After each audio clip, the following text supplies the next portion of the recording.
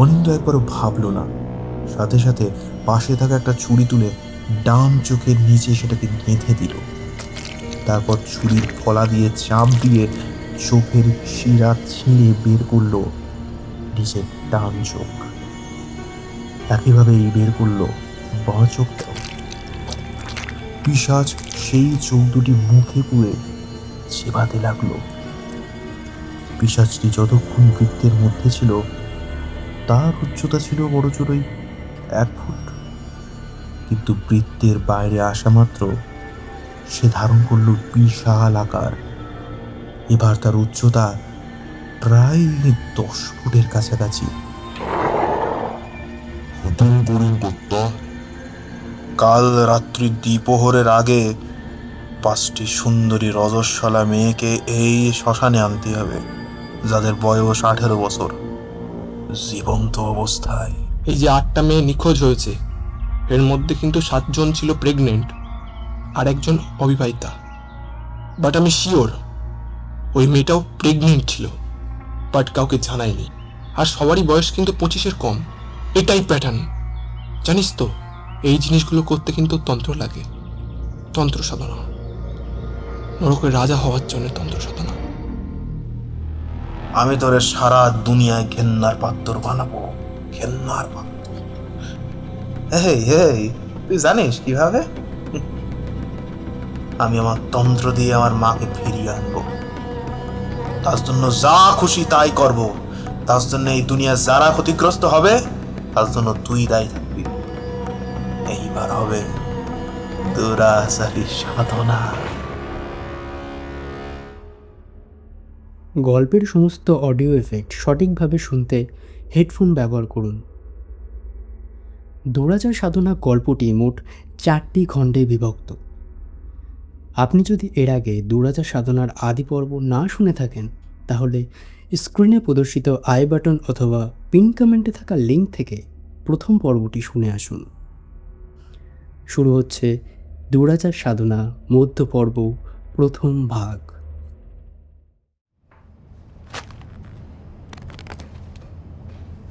অফিসের লাঞ্চ টাইমে খাওয়া দাওয়া তো চলেই, তবে তার সাথে কেউ খবরের কাগজ পড়ে, কেউ ফেসবুক চালায় বা কলিগদের সাথে গল্পগুজব করে।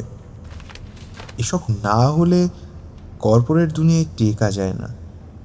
ঋত্বিকবাবুও তার ব্যতিক্রম নন। এতক্ষণ ঋত্বিক ব্যানার্জি ফোনে এক মনে কি একটা পড়ছিলেন।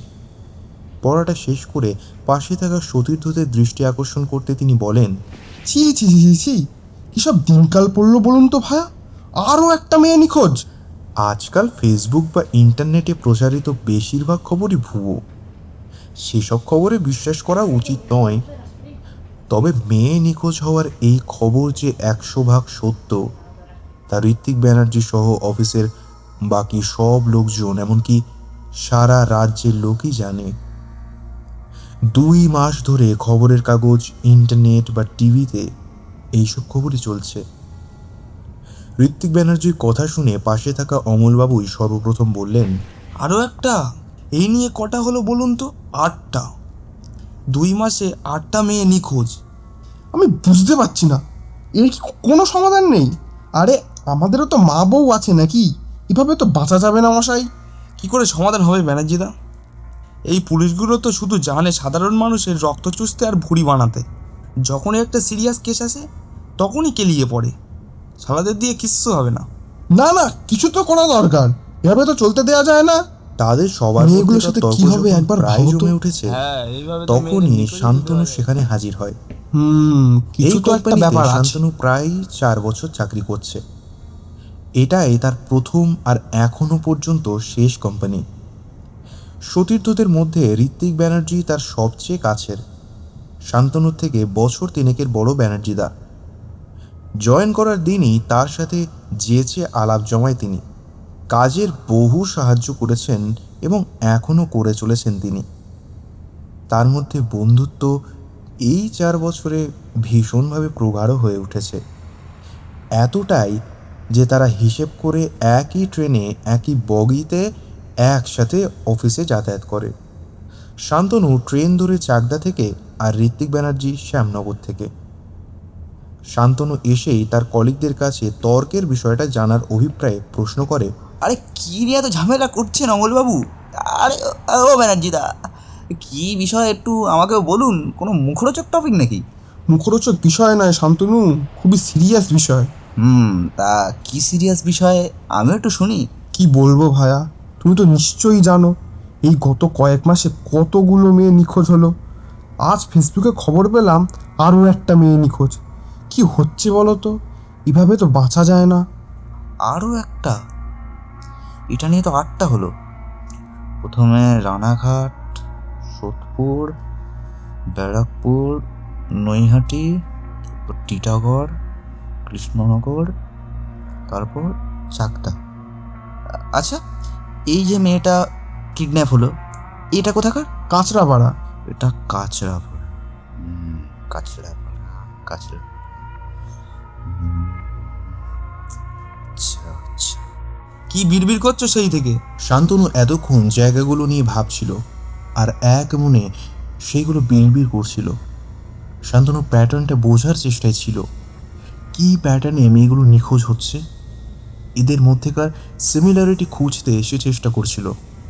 এখন অমলবাবুর এই প্রশ্নে তার ভাবনায় ব্যাঘাত পড়ল। না না অমলবাবু, আমি একটা জিনিস ভাবছি। দেখুন, নিঃসন্দেহে এসব মেয়েগুলো একই গ্যাং বা লোক দ্বারা কিডন্যাপ হয়েছে। তার মানে এই গ্যাং বা লোকগুলো একটা কিছু সিমিলারিটি অবশ্যই মেনটেন করবে। আমি সেটাই ভাবছি। আরে ছাড়ো তো শান্তনু, এইসব ভাবা পুলিশ গোয়েন্দাদের কাজ। আমাদের কাজ সারাদিন কম্পিউটারে মুখ গুজে টাইপ করা, তাতেই আমাদের সংসার চলবে। এইসব কেস ভেবে না। কথাটা যথার্থ বলেছেন বটে। যার কাজ তাকেই শোভা পায়। পুলিশের কাজ পুলিশই করুক, আর তাদের কাজ কর্পোরেটে জাঁতা কলে পিষে সংসার চালানো। অফিসের লাঞ্চ টাইমও শেষ।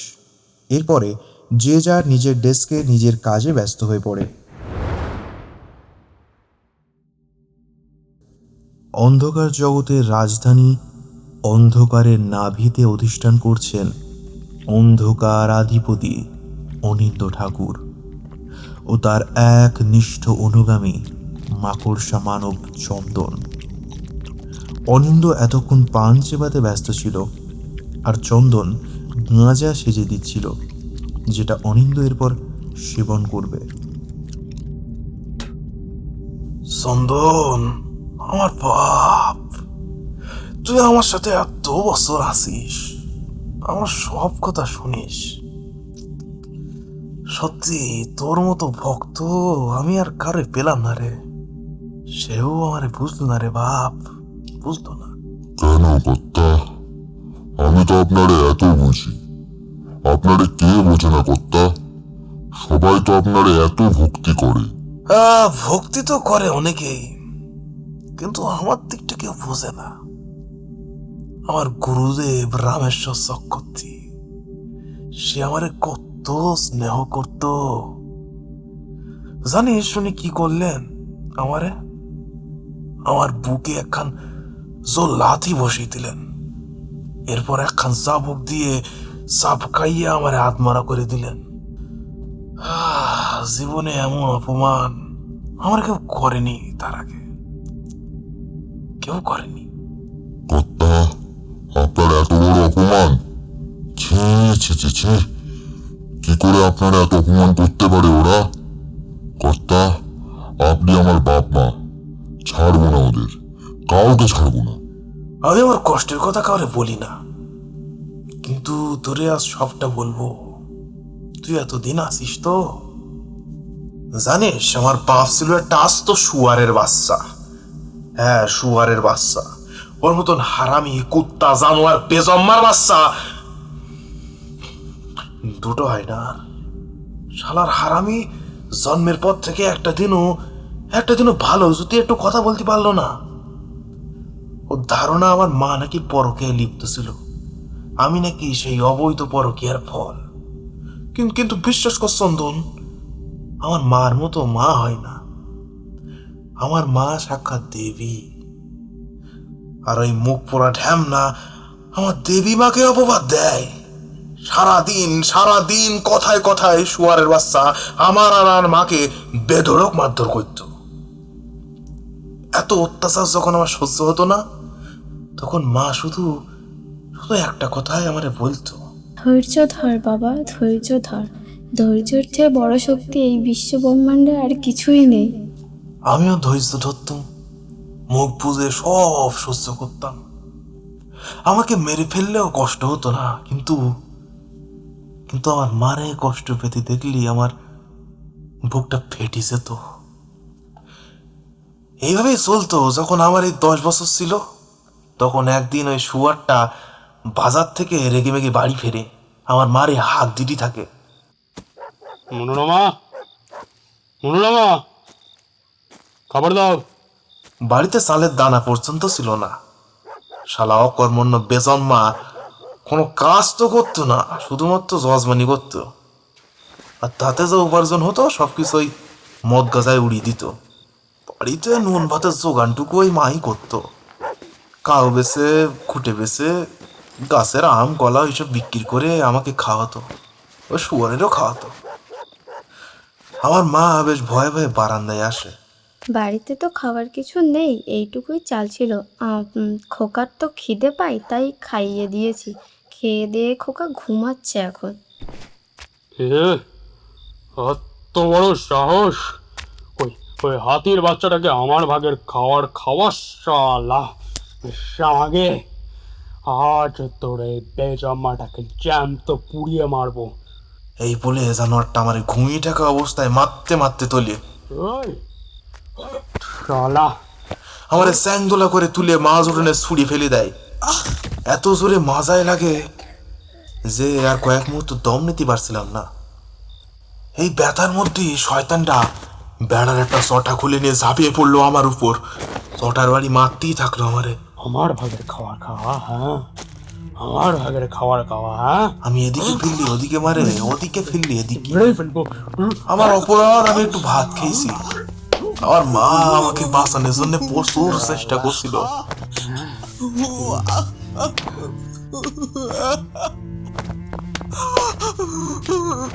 কিন্তু ওই অসুরের সাথে আমার মা আর পেরে ওঠে? এ তো শান্তি হলো না। হঠাৎ মার থামিয়ে ঘরের দিকে ছুটে গেল। আমার মা আর আমি স্বস্তি পেলাম, কিন্তু সামনে কিছু না।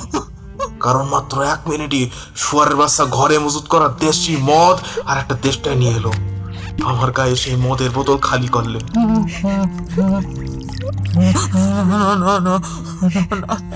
আমার মা আমাকে জড়িয়ে ধরেছিল। আমার ছেলেটাকে মেরো না, ও তো খিদে সহ্য করতে পারে না। শুধু খাবারই তো খেয়েছে, দয়া করে ছেড়ে দাও ওকে, মেরো না। মনোরমা, মনোরমা, সরে যা।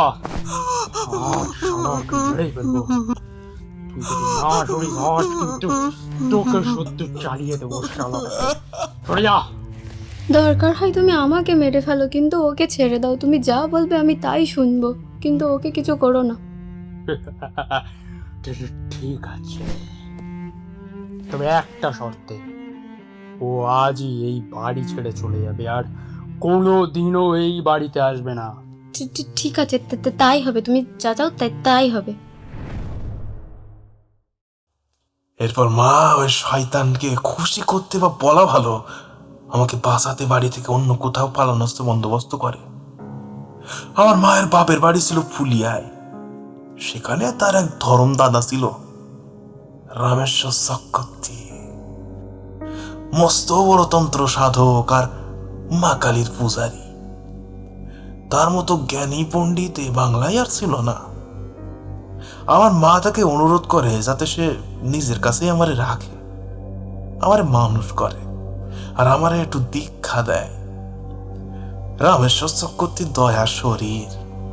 মা যখন সব ঘটনা ওনারে খুলে বলেন, তখন তিনি আর না করতে পারেননি। এরপর আমি ওই 10 বছরের বাচ্চা মারে ছেড়ে চলে এলাম ফুলিয়ায়, রামেশ্বর চক্রবর্তীর বাড়ি। ওনার স্ত্রী ছিল না, মারা গেছেন। ওনার একখান 22-23 বছরের ছেলে ছিল, রামানন্দ। আর আমারই মতো জনদশেক শিষ্য ছিল। বেশিরভাগ আমার চেয়ে বয়সে বড়। একজন ছিল আমার বয়সী, অমরেন্দ্রনাথ। আমি গুরুদেবের বাসায় বেশ আরামেই থাকতাম। প্রথম প্রথম গুরুদেব আমারে কিছুই শেখাতো না, এমনকি ওই অমরেন্দ্রকেও কিছু শেখাতো না।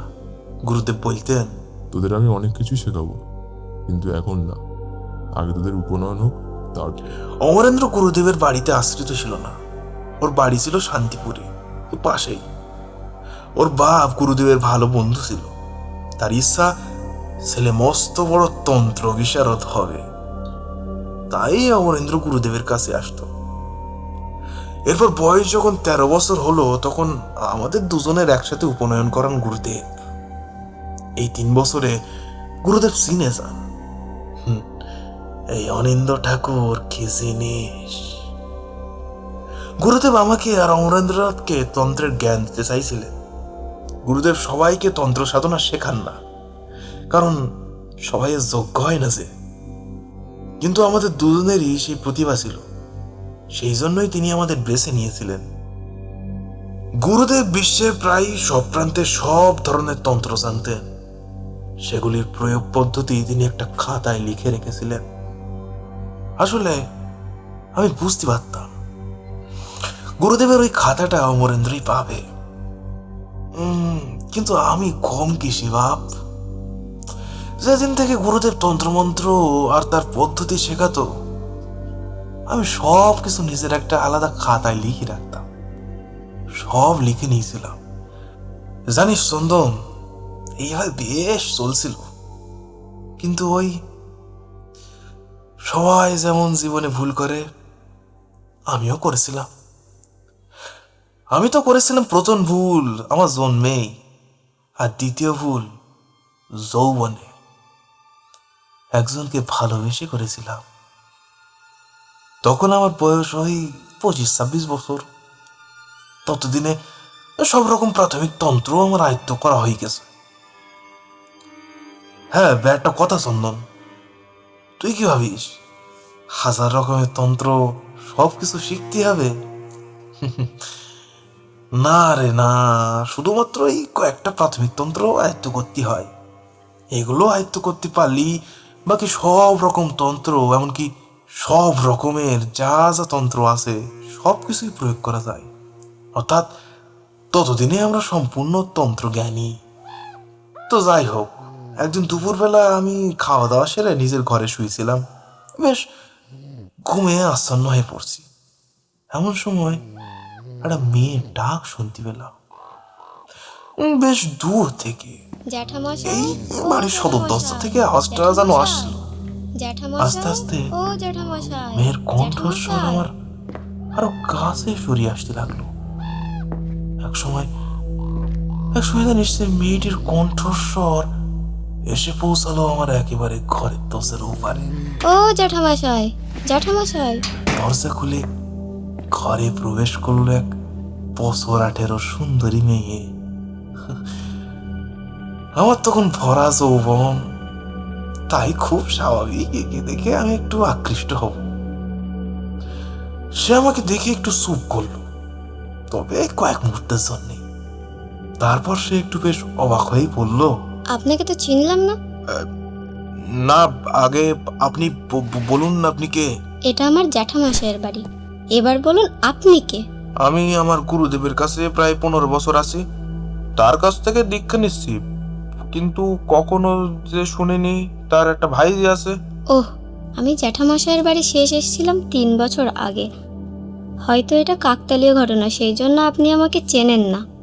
মেয়েটার কথাবার্তায় কোনো অহংকার দেখানোর বা অপমান করার কোনো ইঙ্গিত তো আমি খুঁজে পাইনি, বরং বেশ বন্ধু বৎসল ছিল। যাই হোক, জ্যাঠামশাই বাড়িতে নেই? হ্যাঁ, গুরুদেব তো বাড়িতেই ছিলেন। তাহলে এতবার করে ডাকছি উত্তর দিচ্ছেন না কেন? গুরুদেব ওই সময় দিতেছিলেন, অর্থাৎ ওই অবস্থায় সাধক নিজের সব ক্ষমতা ত্যাগ করে ধ্যানে মগ্ন থাকে। যাই হোক, মেয়েটি এতটাই আলাপি ছিল যে ও নিজে থেকেই বলল, আচ্ছা, কিছু যদি মনে না করেন তাহলে আপনার সাথে একটু গল্প করতে পারি? আসলে তো বুঝতেই পারছেন, এই দুপুরে সবাই ঘুমাচ্ছে, কাকেই বা আর ডাকবো? আপনি তো জেগেই আছেন, তাই আর কি। না মানে লোকে যে উল্টো পাল্টা বলতে ছাড়বে না।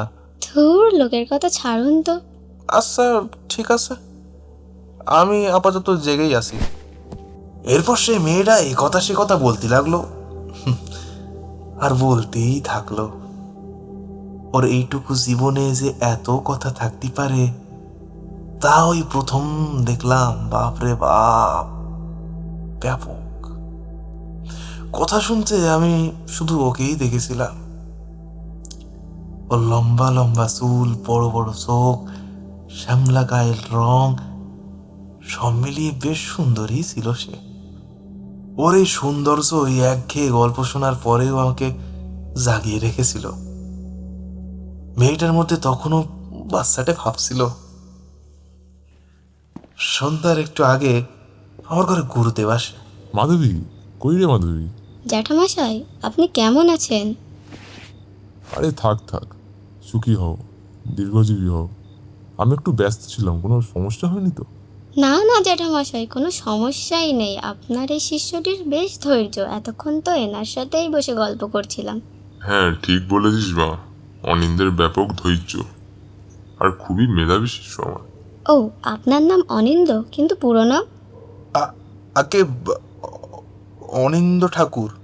ওই নাম জানা থেকে শুরু, এরপর এই আলাপ আর বন্ধুত্ব বেশ গাঢ়ই হয়ে ওঠে।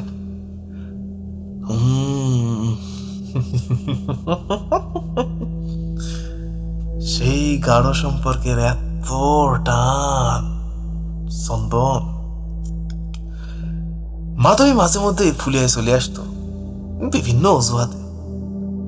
আমি এমন এক সংসারের স্বপ্ন বুনেছিলাম যেখানে থাকবো আমি, আমার মা, মাধবী আর আমাদের ছেলে পুলে। মাধবী কোনোদিনও ভালোবাসার কথা না বললেও ওর হাবে ভাবে আচার আচরণের কথাবার্তায় ভালোবাসা কিন্তু সবসময় ফুটে উঠতো। জানেন আমার জীবনের সেরা প্রাপ্তি কি? সেটি হলেন আপনি, অনিন্দবাবু। বিয়ে করলে আমি আপনার মতন সুপুরুষকেই করব, অনিন্দবাবু। আর তুই বল চন্দন, এইসব কথা শুনে আমি কি বুঝবো? কি বুঝবো বল? এটাই বুঝবো ও আমাকে ভালোবাসে। আমি তখনও তো সেটাই বুঝতাম। একদিন ঠিক করে ফেললাম, পরের বারও যেদিন আসবে ওকে আমি আমার মনের কথা সব বলে ফেলবো, সব।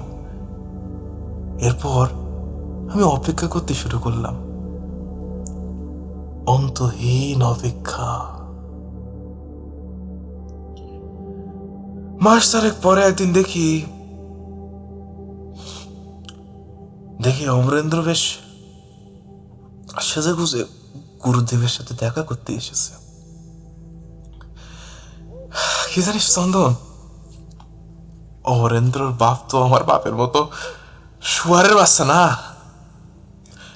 তাই আমাদের দীক্ষা শেষ হলে আমি গুরুদেবের আশ্রিত হয়ে থাকলেও ও কিন্তু নিজের বাড়ির শান্তিপুরে চলে যায়, আর কিছুদিনের মধ্যে কলেজে চাকরিও পেয়ে যায়। বাংলা মাস্টার হিসেবেও চাকরি পায়। ও মাঝে মাঝে এখানে আসতো। আমার সাথে অমরেন্দ্র তখন বেশ বন্ধুত্বই ছিল, তাই আমিও দেখা করতে যাই। আমি সত্যি খুব খুশি অমরেন্দ্র, খুব খুশি। তোমরা বৈবাহিক জীবনে সুখী হও। আর সবই আপনাদের আশীর্বাদ কাকাবাবু। আমাকে দেখে গুরুদেব উৎসাহের সাথে বলল, আরে অনিন্দ, ভীষণ ভালো খবর আছে। কি ভালো খবর? আরে সামনের মাসে তো অমরেন্দ্র বিয়ে করতে চলেছে। ও মা, এ যে দারুণ খবর! বিবাহের অনেক অনেক শুভেচ্ছা বন্ধু।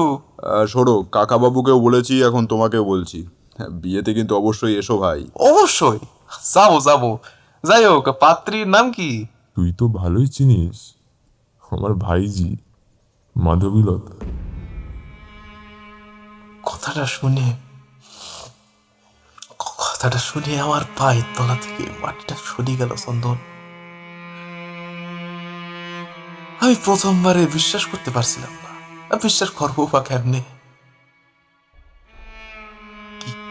কি নাম বললেন? মাধবীলতা। ব্যাস, সব স্বপ্ন শেষ আমার। একটা কথা জ্বলন্ত দেশলাইয়ের মতো আমার স্বপ্নের সংসার আরোধের মতো ধ্বংস করে দিল চন্দন। সব ধ্বংস করে দিল। জানিস চন্দন, ভালোবাসা বড়ই বেহায়া রে, বড়ই বেহায়া। এতই বেহায়া, এত সব হওয়ার পরই আমি তাও ওকে ভুলতে পারিনি, মুছতে পারিনি। ভালোবাসলে তো অমনই হয়, গভীর গাঢ় আধারের মাঝেও একটা ক্ষীণ আলোর রেখা দেখলেও মানুষ আশা করে আলোকিত রৌদ্রোজ্জ্বল দিন আসন্ন চন্দন। তারপর আমি ঠিক করলাম শেষবার হলেও আমি ওর সাথে কথা বলবো, একটু দেখা করব, সব কিছু জানাবো।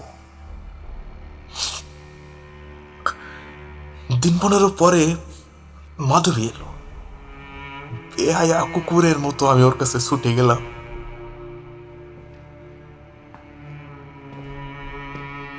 মাধবী,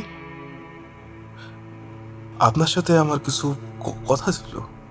কি কথা বলুন? আমরা বাড়ির ছাদে গেলাম, কি নালক রেখার মতো আশা বুকে নিয়ে ওকে বললাম, মাধবী, আপনি অমরেন্দ্রকে বিয়ে করছেন? জানতেন না? যাই হোক, বিয়েতে আসবেন কিন্তু। আমার সাথে এমনটা কেন করলেন? কেন, কি করেছি আমি? আপনি কিছু জানেন না? না। আমি আপনাকে ভালোবাসি। আপনি পাগল হয়ে গেছেন? আপনি জানেন আমি একজনের বাগদত্তা, তা সত্ত্বেও এসব কথা বলছেন, এটার মানে কি? আপনিও তো আমাকে পছন্দ করতেন। মোটেও না। আপনার মতন একটা গাইয়া অশিক্ষিতকে আমি কেনই বা পছন্দ করতে যাব? আমার রুচি এতটাও খারাপ না। তাহলে আপনার ওইসব কথাগুলোর মানে কি? জানেন আমার জীবনের সেরা প্রাপ্তি কি? সেটি হলেন আপনি, অনিন্দবাবু। বিয়ে করলে আমি আপনার মতন সুপুরুষকেই করব, অনিন্দবাবু। অবশ্য আপনাদের মতো গাইয়ার কাছে এর থেকে বেশি আর কী বা আশা করা যেতে পারে? যেই সুন্দরী মেয়ে দেখেছেন অমনি ভিতরের জানোয়ারটা বাইরে বেরিয়ে এসছে, তাই না? আর হবেই তো। যার বাপ মায়ের চরিত্রের ঠিক নেই তার ছেলে তো এমন হবেই। আমি তো এটাও শুনেছি তোমার মা কার না কার সাথে কি কি না করে বেড়ায়। তুমি হয়তো এটাও জানো না যে তোমার আসল বাবাকে। জানিস বাপ, ও আমারে অশিক্ষিত গাইয়া চরিত্রহীন বললেও আমার কিছুই হয়নি, কিন্তু আমার মা আমার মারে অপমান করছে, আমার মারে অপমান করছে ও। আমি আর সহ্য করতে পারলাম না, সজোরে চর বসিয়ে দিলাম ওর গালে। আপনার এত বড় সাহস, আমার মারে অপমান করেন? তোর এত বড় সাহস, তুই আমাকে চড় মারলি? এবার দেখ তোর কি অবস্থা হয়। আমি স্থির পাষাণের মতো দেখতে থাকলাম। মাধবীর নিচে শাড়ির আসল নামিয়ে ফেললো, কপালের টিপটা সরিয়ে ফেললো, এরপর জোরে জোরে চিৎকার করে কাঁদতে লাগলো। অনিন্দবাবু, এসব আপনি কি করছেন? আমার এত বড় ক্ষতি করবেন না। কেউ আছো, বাঁচাও আমাকে, ছেড়ে দিন।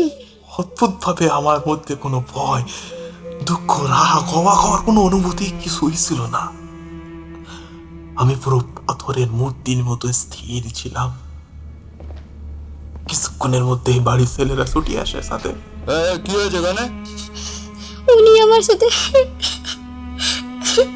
আমাকে মারতে মারতে সবাই নিচে নিয়ে গেল গুরুদেবের কাছে।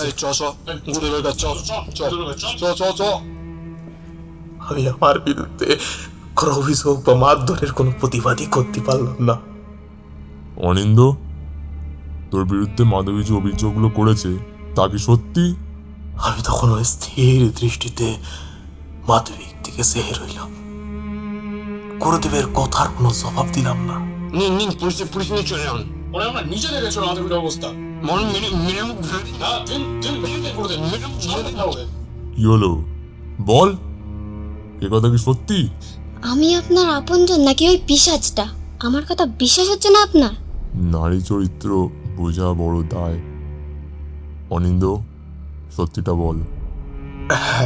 উনি যা বলছেন তা সত্যি। আমি মিথ্যে বলে শেষবারের মতো মাধবীকে জিতিয়ে দিলাম। মাধবীর কাছে যা অপমানিত হয়েছি, গুরুদেব শিকিভাগও করতে পারিনি। সে অপমানের শিকিভাগও গুরুদেব করতে পারিনি। অবনী, চাবুকটা নিয়ে আয়। অবনীর বেশিক্ষণ লাগলো না চাবুক আনতে। এরপর দিনে দুপুরে এমন মজাদার দৃশ্য কে না উপভোগ করতে ছাড়ে। তোকে আমি এত ভালোবাসতাম, আর তুই চাবুকের পর চাবুক বসাতে লাগলেন আমার পিঠে। এই চাবুকের বাড়িতে ক্ষত বিক্ষত হচ্ছিল আমার দেহ। তবুও জানিস, আমি একটু চিৎকার করি, চুপচাপ দাঁড়িয়ে মার খেয়েছি আর মাধবীর ওই হাসি দেখেছি। যা, বেরিয়ে যা আমার বাড়ি থেকে। আর কোনোদিন যেন তোর মুখ না দেখি আমি। বেরিয়ে যা। আমি জানতাম আমাকে মারতে গিয়ে গুরুদেব আমার সে 1000 গুণ যন্ত্রণা পেয়েছে। আমি জানতাম। আমি বাড়ি ছেড়ে দ্রুত বেরিয়ে এলাম। আমার যাওয়ার একমাত্র জায়গা ছিল নিজের বাড়ি, মানে ওই শুয়ারের বাচ্চার বাড়ি। এরপর কি হলো কর্তা? এতক্ষণ যা বললাম তা তো কিছুই না। বাড়ি ফিরে আসল আঘাত পেলাম। কিন্তু আজ থাক, পরে বাকিটা শোনাবো। আজ আর বলতে ইচ্ছা করছে না। অনিন্দ বাকি কথা বলতে চাইল না, বলতে না চাওয়াটাই স্বাভাবিক। মস্ত বড় তন্ত্র সাধক, দুরাচারী হলেও সেও তো মানুষ, তারও তো কষ্ট হয়।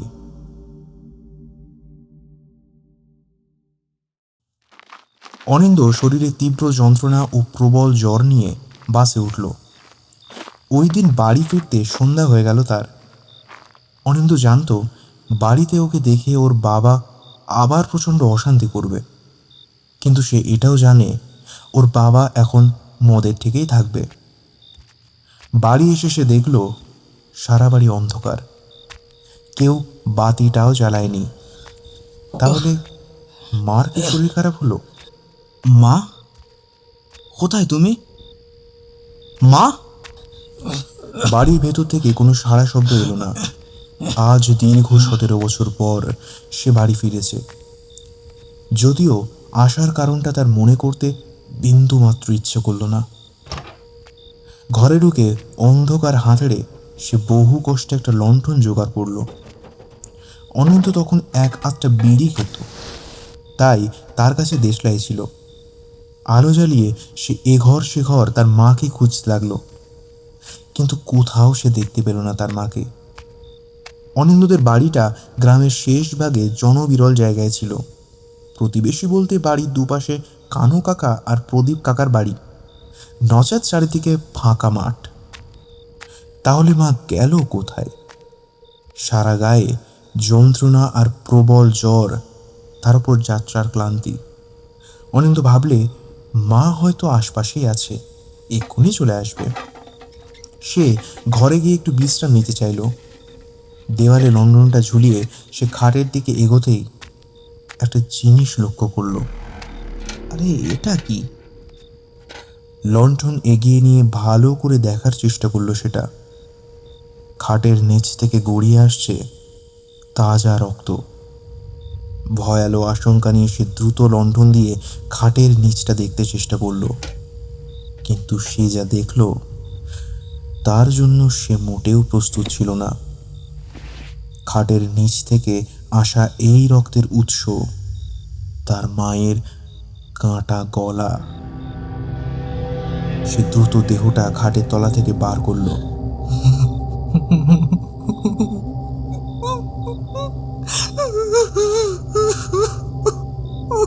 তার মায়ের মৃত্যু হয়েছে, এবং এর কারণ কেউ তার গলায় একাধিকবার ধারালো হাতিয়ার দিয়ে কোপ বসিয়েছে। অনিন্দ ভাইয়ের মৃতদেহ বুকে নিয়ে হাউ হাউ করে কাঁদতে লাগলো। আজ তার মনে হলো কি পেয়েছে সে জীবনে। ছোটবেলা থেকে অত্যাচার, যে মাকে সে প্রাণের চেয়েও বেশি ভালোবাসতো তার অপমান, যাকে সে ভগবান মনে করত সেই গুরুদেব পর্যন্ত তাকে সবার সামনে চোরের মতো চাপকেছে এবং শেষে তাড়িয়েও দিয়েছে। যাকে সে ভালোবেসেছিল, যার সাথে সংসারের স্বপ্ন দেখত, সে তাকে মিথ্যে অপবাদ দিয়েছে, এমনকি তার মায়ের চরিত্রে দোষ দিয়েছে। আর এখন এই মর্মান্তিক দৃশ্য। অনিন্দ জানে কে তার মায়ের সাথে এমনটা করেছে।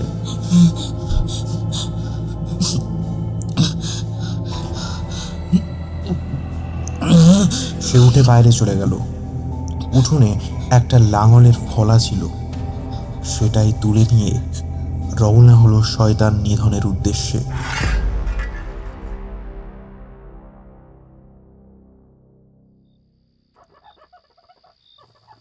গ্রামের প্রায় সমস্ত মাতাল গাঁজাখোররা এই আমতলাতে এসেই সময় কাটায়। এটাই তাদের আদর্শ স্থান। তবে আজ এখানে মাত্র 4 জনই আছে, সাথে দেশি মদ আর গাঁজা। 4 জন ইতিমধ্যেই প্রচুর নেশা করেছিল। নেশাগ্রস্ত হয়ে নিজেদের মধ্যে হাসি ঠাট্টা করছিল সবাই। হঠাৎ তাদের সম্মুখে উপস্থিত হলো মাঝারি উচ্চতাযুক্ত একটি ছায়া মূর্তি। ঘোর অন্ধকার এবং সেই সাথে সকলে নেশায় ছিল, তাই তারা মুখটা ঠিকঠাক বুঝতে পারল না। তার হাতে বড় সড়ো কিছু একটা ছিল যা ঠিক বোঝা যাচ্ছে না। আরে কে তুমি বাবা? দেখো আমরা কোনো ভাগ টাগ দেবো না। আমি সুনন্দ ঠাকুরকে জিজ্ঞেস করছি, কেন আমার মাকে মারলেন? আমারে বলছো? হ্যাঁ, তো করে মারলাম আমি? হ্যাঁ, কে তুমি? আমি অনিন্দ ঠাকুর, তোর জম শালা। এবার বল কেন আমার মারে মারলি? শুয়ারের বাচ্চা তুই? হ্যাঁ, কি করতে এসছিস শালা বেজমা? বল, এ উদ্দেশ্য জন্য যেটা জিজ্ঞেস করছি সেটা বল। ও মেরে দি তোর মধ্যে? হ্যাঁ, বেশ করেছিস শালা। তোর মা শালা যত্তার সাথে করে বেড়ায়। হ্যাঁ, কিচ্ছু বলি না। হ্যাঁ, ঠিক আছে সে যা খুশি করুক ওই মনোরমা, তাতে আমার ছেঁড়া গেল। কিন্তু শালা ওর এত বড় সাহস! হ্যাঁ, যখনই আমি টাকা চাই আমারে সুনন্দরে বারণ করে। হ্যাঁ, সুনন্দরে বারণ করে। আজকে শালা টাকা চাইছি বলে কি না চাল কিনতে হবে, বাড়িতে তো চাল নেই, আমি চাল কিনবো। আমি ওর স্বামী। হ্যাঁ শালা, আমি ওর স্বামী। আমার জন্য একদিন কেন 4 দিন উপোস থাকবে। হ্যাঁ, রান্না থেকে বলে কিনা চাল কিনতে হবে। আমার নেশার জন্য টাকা দেয়নি আমারে। হ্যাঁ, শাস্তি তো পেতেই হতো। ফাঁসি একটা রাউন্ডা ছিল, ওই দিলাম কুপিয়ে মারা। কি বলবো আর শালা। হ্যাঁ, আমারে টাকা ভেবিলাম বুঝলি বেজমা, তোর মার মাথাটা আলাদা করবো। শালা তোর মা তো স্ত্রীর কর্তব্য পালন করতে পারলো না। হ্যাঁ, আমি ভাবলাম আমি একটু করি স্বামীর কর্তব্যটা। হ্যাঁ, তাই তো আলাদা করলাম না, ওইভাবেই রেখে দিলাম। হ্যাঁ, আরে কি করতে এসেছিস এখানে? হ্যাঁ, শালার বেজম্মা, এক্ষুনি বেরিয়ে যা, নাহলে তোরও তোর মার মতন অবস্থা করবো শালা। শুয়ারের বাচ্চা। অনিন্দ এত কিছু শুনেও স্থিরভাবে দাঁড়িয়ে রইল। আসলে প্রচণ্ড রেগে গেলে মানুষের জ্ঞান শূন্য অবস্থা হয়। এক্ষেত্রেও একই জিনিস ঘটল। একটা মানুষ কীরকম স্বৈরাচারী, কি ভীষণ মৌলবাদী হতে পারে তা জানতো না অনিন্দ। একেবারে যথার্থই করেছিস নন্দ, বেশ করেছিস। এইসব মাগিদের এমন করেই কোপাতে হবে। আচ্ছা, তোর বইয়ে তো সব ঠিক ছিল না। তা যাত্রার সাথে লাগিয়ে মাগিয়ে বেড়াতো নাকি বাগানে বাগানে, তা একদিন তো আমার কাছেও দিতে পারতিস, আমি না পয়সাও দিতাম, আর তোর বইয়ের এই বাকি নাগরদের থেকে 1.5 সুখও দিতাম, তোর থেকেও বেশি দিতাম। আর সহ্য করা গেল না। অনিন্দ হাতে থাকা লাঙলটি দিয়ে সজোরে আঘাত করলো সেই ব্যক্তির মাথায়। এত ক্ষিপ্রতায় আঘাত করেছে যে সে সামান্যতম রক্ষা করার প্রয়াসটুকুও করতে পারল না। লাঙলের হিংস্র আঘাতে লোকটার মাথার অর্ধেকটা খুবলে উঠে এলো। দৃশ্য দেখে নেশার ঘরে থাকা সুনন্দ সহ বাকি সকলে ভয়ে উঠে পালানোর চেষ্টা করলো, কিন্তু সুনন্দ যেই মাত্র উঠে দাঁড়াতে গেল অমনি লাঙলের ফলা তারও মাথায় বসলো। এই আঘাতের এত জোর ছিল যে লাঙলের ফলা বাঁ কান দিয়ে ঢুকে মাথার এফোড় ওফোড় করে ডান কান দিয়ে বেরিয়ে গেল এবং সমগ্র মাথা ধর থেকে ছিঁড়ে বেরিয়ে এলো আর লাঙলের ফলায় ঝুলন্ত অবস্থায় থাকলো। অনিন্দের বুক এখনো দ্রুত ওঠানামা করছে। সে একটা দীর্ঘশ্বাস নিয়ে মাথা সহ লাঙলটা মাটিতে রাখল। পাশে পড়ে থাকা সেজে রাখা কলকেটায় অগ্নিসংযোগ করে তৃপ্ত মনে গাঁজা সেবন করতে লাগলো অনিন্দ। তার মুখের ভাব দেখে বোঝার উপায় নেই সে আজ সারাদিনে কত ভয়াবহ দুঃস্বপ্নের সাক্ষী হয়েছে। কলকেটা শেষ করে তার বাবার ছিন্ন হওয়া মস্তক লাঙলের ফলা থেকে টেনে বার করলো অনিন্দ। মাথাটা অত্যন্ত ঘৃণা আক্রোশের দৃষ্টিতে উঁচু করে ধরল। শালা হারামির বাচ্চা, আমার জন্মের পর থেকে প্রতিটা দিন তুই আমার নরক যন্ত্রণা দিয়েছিস। আমার মায়ের চরিত্র নিয়ে তুই সারা এলাকায় উল্টো পাল্টা কথা রটিয়েছিস। আমি নাকি আমার মায়ের কুকর্মের ফল, তাই বুঝি? ঠিক আছে ঠিক আছে, তুই একবার শেষে কদিনই এই অনিন্দ ঠাকুর একটা শুয়ারের বাচ্চা আর ওর মার স্বভাবের ঠিক নেই। নে ক ক ক ক ক এই কি হলো, চুপ কেন?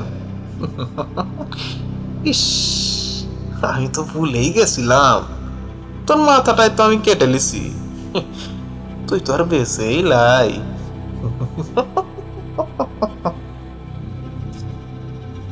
তুই একটা কথা ঠিকই বলছিস, আমার মা খারাপ আর তুই ভালো বল, সেই জন্য তো তুই আমার মার মাথা আলাদা করিস নি।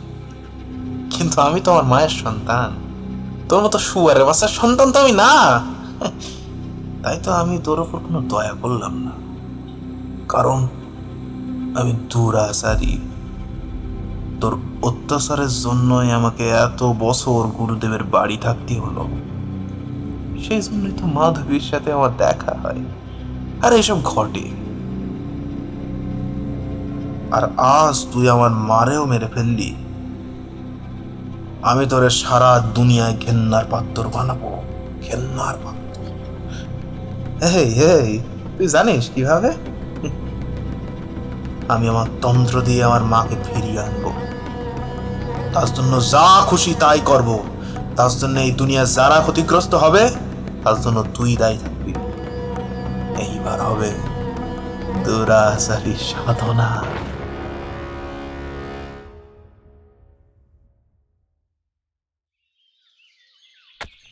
আজ সকাল থেকেই অর্ণব বেশ চনমনে আছে। মনটা হেব্বি ফুরফুরে। মন ভালো হওয়ার অবশ্য কারণও আছে। 2.5 মাস আগে যখন অর্ণব নাগের বাজারের কোম্পানিটা ছেড়েছিল তখন মনে মনে ভেবেই নিয়েছিল এইবার হয় এসপার নয় ওসপার, দরকার পড়লে বেকার থাকবো, কিন্তু তাই বলে এইসব ফালতু কোম্পানিতে যাব না। যতক্ষণ না পছন্দসই কোম্পানি পাচ্ছি ততক্ষণ বেকারই থাকবো। এরপর সে প্রায় দিনেই বিভিন্ন কোম্পানিতে ইন্টারভিউ দিয়েছে, কিন্তু কিছু জায়গায় তার স্যালারি পছন্দ হয় না, কিছু জায়গায় দূরে পোস্টিং, আবার কিছু ক্ষেত্রে সে নিজেই রিজেক্ট হয়। সব মিলিয়ে সে এই 2.5 মাসে 10-15টা কোম্পানিতে ইন্টারভিউ দিয়েছে। তার বাবা আর্থিকভাবে ভালোই সচ্ছল, কিন্তু তাই বলে কতদিনই বা সে বেকার হয়ে ঘুরে বেড়াবে। তবে ওপরওয়ালার কৃপায় গতকাল মৌলালিতে সে তার পছন্দের মতো একটা কোম্পানিতে চাকরি পেয়ে যায়। আজ শুক্রবার, আজকেই জয়েনিং। এতদিন পর সে নিজের সাময়িক বেকারত্ব থেকে রেহাই পেল, মন তো খুশি হবেই। তবে তার সাথে হালকা উত্তেজনাও মিশ্রিত আছে। সকালবেলা মর্নিং ওয়াকে বেরিয়েছে অর্ণব। আজ একটু তাড়াতাড়ি ফিরতে হবে। অফিসের প্রথম দিন, লেট তো করা যায় না। পার্কে এসে দেখা হয়ে গেল জয়দীপের সঙ্গে। আরে জয়দীপ, কি ব্যাপার আজ এত সকাল সকাল এখানে? আরে না, এই একটা কাজ ছিল। তা তুই তো সকালে? জব পেয়ে গেছি ভাই, অফিসে যেতে হবে তাই তাড়াতাড়ি এলাম। ও, বন্ধু নতুন জব পেয়েছে, তবুও কোনোরূপ উৎসাহ দেখালো না জয়দীপ। সামান্য কনগ্র্যাচুলেশনসটাও বলল না। এতক্ষণ যে কাজ সে করছিল সেই কাজেই ফের মগ্ন হলো। একটা আতশ কাজ নিয়ে ঘাসের মধ্যে কি যেন খুঁজছে সে, আর ক্রমাগত মোবাইল ফোনের স্ক্রিনে কি একটা দেখছে। অর্ণবের তাড়া ছিল, তাই সে তেমন কিছু জিজ্ঞেস করলো না। পা বাড়ালো পার্কের বাইরে থাকা শম্ভুদার চায়ের দোকানের দিকে। পেয়েছি, ইয়েস। জয়দীপের এমন চিৎকারে অর্ণব প্রথমবারে বেশ চমৎকৃত হয়। জয়দীপের কাছে এগিয়ে এসে জিজ্ঞেস করে, এই কি হয়েছে? এমন চিৎকার করে লোক ডাকছিস কেন? কি পেয়েছিস? ইয়েস ইয়েস, আমার রিসার্চ আজ সফল। এবার সব শর্ট হয়ে যাবে। কি একটু খোলসা করে বলতো। বলছি এ হবে না, চল সমুদ্রের চায়ের দোকানে গিয়ে বসি, তারপর বলছি। সমুদ্র দুটো চা। শম্ভুদার দোকানে 1 কাপ করে চা আর একটা করে মালগুলো ধরিয়ে জয়দীপ বলতে শুরু করলো। তুই তো নিশ্চয়ই জানিস গত কয়েক মাসে প্রায় 8টা মেয়ে নিখোঁজ হয়েছে। জানিস এগুলো কেন হচ্ছে? কোনো কিডন্যাপারের কাজ হবে হয়তো। না ওয়াটসন, না, এটা কারণ নয়, এর পিছনে তন্ত্র আছে। সকাল সকাল বাবা টেনে এসছিস নাকি? এই 2026 সালে তুই বলছিস তন্ত্র আছে? হাসালি ভাই। আরে বাবা, আমি এমনি বলছি না, রিসার্চ করেই বলছি। এ দেখ ভাই, এই যে 8টা মেয়ে নিখোঁজ হয়েছে, এর মধ্যে কিন্তু 7 জন ছিল প্রেগনেন্ট আর একজন অবিবাহিতা। বাট আমি শিওর ওই মেয়েটাও প্রেগনেন্ট ছিল, বাট কাউকে জানায়নি। আর সবারই বয়স কিন্তু 25-এর কম। আর হ্যাঁ, এরা কিন্তু সকলেই কিন্তু 3 মাসে প্রেগনেন্ট ছিল। এটাই প্যাটার্ন। জানিস তো, এই জিনিসগুলো করতে কিন্তু তন্ত্র লাগে, তন্ত্র সাধনা। নরকের রাজা হওয়ার জন্য তন্ত্র সাধনা। আমি গুগল দেখে বলছি না, পুরনো বই আর সাধু সন্ন্যাসীর কাছ থেকে নেওয়া ইনফরমেশন নিয়েই তোকে বলছি কিন্তু। আচ্ছা, এটা তো কোইন্সিডেন্সও হতে পারে না? হতে পারতো, বাট না। আমি তার জন্যই তো আতশ কাঁচ দিয়ে খুঁজছিলাম। আর জানিস, আমি অসংখ্য লক্ষণ পেয়েছি, যার থেকে বোঝা যায় এখানে তন্ত্র সাধনা হচ্ছে। আর এই তন্ত্র সাধনা হচ্ছে এই সোদপুরে, আমাদের সোদপুরে। তুই আগে এটা বল, কি করে বলছিস সব সোদপুরেই হচ্ছে? মেয়েগুলো যেসব শহরের বাসিন্দা, সেই সব শহর থেকে সোদপুরে আসা যায়। মেয়েগুলো নিখোঁজ হওয়ার আগে সোদপুর আসার ট্রেন উঠেছিল। এখন আমি পার্কে খুঁজতে খুঁজতে পেলাম ঘাসের উপর একটা জায়গায় পিঁপড়ে বল বা পোকামাকড় বল ইগনোর করে যাচ্ছে। আমি আতশ কাছ দিয়ে দেখলাম ওই জায়গাটা লাল, হলুদ আর সাদা রঙের গুঁড়ো ছড়ানো আছে, আর সেইগুলো একটা প্যাটার্ন তৈরি করছে। সেই গোলাকার স্থানের আশপাশ দিয়ে পোকামাকড় যাচ্ছে, আর ওখান থেকে একটা অদ্ভুত স্মেল আসছে, যার জন্য পোকামাকড় সব দূরে সরে যাচ্ছে। ইভেন কাল রাতে আমি ওখানে এসেছিলাম, আর দেখ আমি কি পেলাম। এই বলে জয়দীপ ফোনে একটা ফটো দেখালো, একটা অদ্ভুত পুতুল মতো একটা বস্তু। অর্ণব কালো জাদুর ক্ষেত্রে এমন পুতুলের ব্যাপারে অনেক গল্প শুনেছে। আর একটা ফটোতে ছিল কয়েকটা কালো সুতো একটা গিঁট তৈরি করেছে, আর এই গিঁটের মধ্যে লাল, নীল আর হলুদ রঙের গুঁড়ো দেখা যাচ্ছে। দেখছিস, এগুলো তন্ত্র সাধনার জন্য প্রয়োজনীয় জিনিস। সবই ঠিক আছে, কিন্তু আমি যতদূর শুনেছি এইসব সাধনার আদর্শ জায়গা শ্মশান, কিন্তু এই পার্কটা তো শ্মশান থেকে বহু দূরে। একটু নতুন কিছু ভাবো ওয়াটসন। শ্মশানটা খুব কমন জিনিস, রিস্ক বেশি থাকবে। এই পার্কটা রাতে পুরো ফাঁকা, এটাই আদর্শ স্থান। হ্যাঁ, তাই যদি হবে তাহলে কেউ একবারও টের পাবে না? তাই কি সম্ভব? এই ইউনিভার্সটা খুব ছোট, এর বাইরে পাবো ওয়াটসন। মানে কি বলতে চাইছিস? অন্য ইউনিভার্স? রাইট, আসল সাধন হয় অন্য ইউনিভার্সে, যেটা এই পার্কের সাথে কানেক্টেড। তো what is the proof, mister Holmes? তোমার মনে আছে সুপ্রিয় ওই দিন তান্ত্রিকের গল্পটা করছিল? ঠিক ওই রকম চোখওয়ালা একটা ব্যক্তিকে আমি এই চত্বরে মাস 3 আগে দেখেছি। লোকটার একটা চোখ লাভার মতো লাল, অপরটা চকচকে সবুজ, গলায় রুদ্রাক্ষের মালা, মুখে পাখার দাড়ি, কপালে ছাই ফর্স আর সিঁদুর। আমি যখন সুপ্রিয়র কাছে গল্পটা শুনলাম তার আগে একে দেখেছি। তারপর সুপ্রিয়র বলা তান্ত্রিকের বর্ণনার সাথে হুবহু মিল গেল। তাই তো কনফার্ম হতে সুপ্রিয়কে জিজ্ঞেস করলাম। সুপ্রিয় বলেছিল এই তান্ত্রিক নাকি ইউনিভার্স কন্ট্রোল করতে পারে। দেখ, তুই এইসব যে কথা বললি না, এগুলো ধোপে টিকবে না। ঠিক আছে, এরপরে আরো 2টো মেয়ে নিখোঁজ হবে, খুব শীঘ্রই হবে, তখন তুই মিলিয়ে নিস। প্রথম দিনেই ব্যাপক লেট হয়ে গেল অর্ণবের। জয়দেবের এত সব ফালতু কথা শোনা একেবারেই তার উচিত হয়নি, কিন্তু এখন ব্যারাকপুর লোকালটাকেই ধরতে হবে। প্রায় আধ ঘন্টা লেট।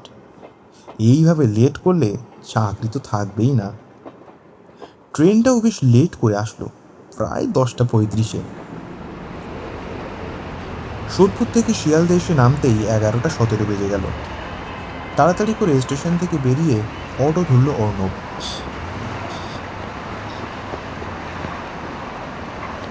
দাদা, মৌলানি যাবো, একটু তাড়াতাড়ি চলি।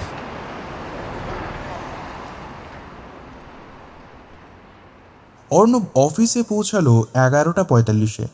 পাক্কা 1 ঘন্টা লেট। শিট, আজকে প্রথম দিন। হায় ঈশ্বর, সরি, ট্রেন মিস হয়ে গেছিল, সরি। রিসেপশনিস্ট নমনীয় স্বভাবের জন্যই হোক বা আজ নির্দিষ্টভাবে মেজাজ ভালো থাকার জন্যই হোক, অর্ণবকে কোনো কটু কথা বলল না। শান্ত স্বরেই বলল, আজ আপনার ফার্স্ট ডে? হ্যাঁ। অর্ণব রায়, রাইট? দাঁড়ান, ঋত্বিক স্যারকে পাঠিয়ে দিন। একটু পরে একজন 6 ফুট লম্বা সুদর্শন ব্যক্তি আসলো।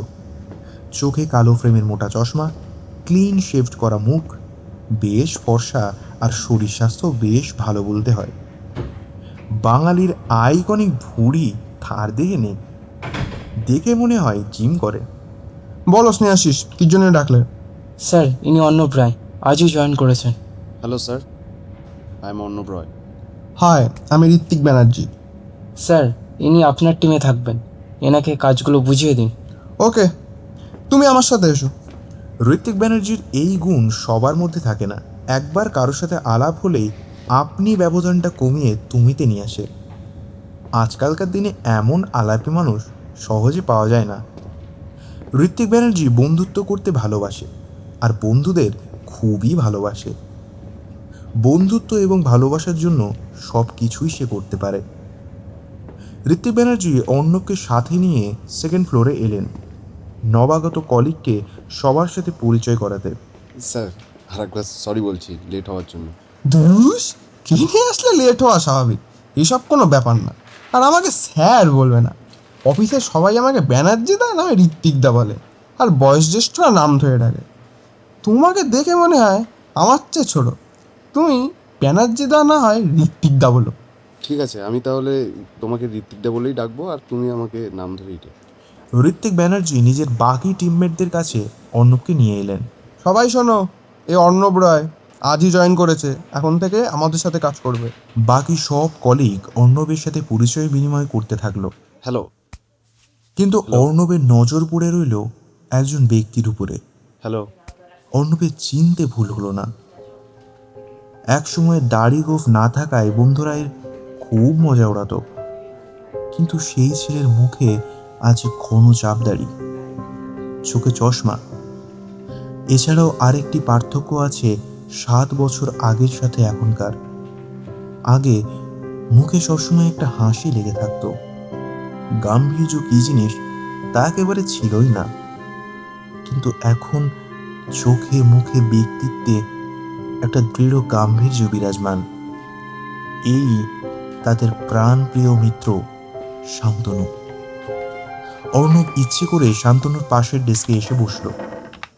অর্ণব বারে বারে তার মুখের দিকে তাকাচ্ছিল। শান্তনুর বেশ অস্বস্তি হচ্ছিল।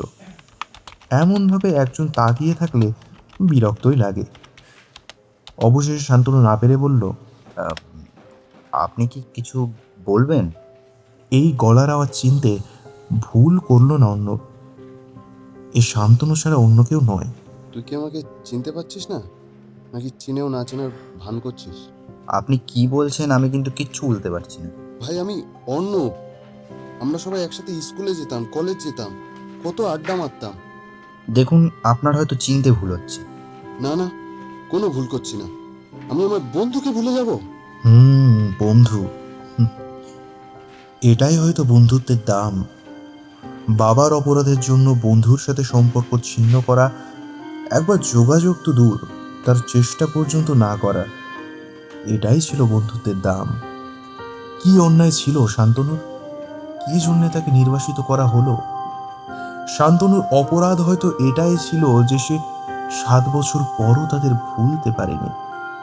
ভুলতে পারেনি সেই সিরিয়াস সময়ে মজা করা জয়দীপকে, ভুলতে পারেনি প্রায়শই ঝামেলা করা, আবার পরদিন নিজের টিফিন শেয়ার করা, মিটমাট করা সুপ্রিয়কে, ভুলতে পারেনি সেই অদৃশ্য ছায়াসঙ্গী অর্ণবকেও। কিন্তু সে বিনিময়ে কি প্রতিদান পেল? আজ বিবেকের কারণে অর্ণব হয়তো তার সাথে আলাপ করতে এসেছে, কিন্তু তার কি মান অভিমান নেই বন্ধুর প্রতি?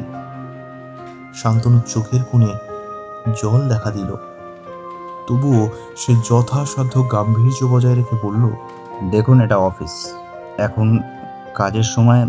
আপনিও আপনার কাজ করুন, আমিও আমার কাজ করব, প্লিজ। অদৃষ্টের লিখন খণ্ডাবে কে? অনিন্দ্য ঠাকুর চেয়েছিল মাধবীকে বিবাহ করতে, সংসার করবেন তিনি, মা কালীর পূজারী হবেন, কিন্তু তার অদৃষ্টে লেখা ছিল অন্য কিছু। তার অদৃষ্টে ছিল সে তার ভালোবাসার মানুষের কাছ থেকে প্রতারিত হবে, তার মাকে হারাবে, এবং এটাও লেখা ছিল তিনি হয়ে উঠবেন দুরাচারী। সেই দিন বাবাকে মেরে ফেলার পর সেইখানে লাঙল দিয়ে মাটি করেন তিনি, এবং মৃতদেহগুলি সেখানেই পুঁতে দেন। অনিন্দ্য ভালো করেই জানত পুলিশের হানা হবেই। তিনি সেখান থেকে বাড়ি ফিরে আসেন।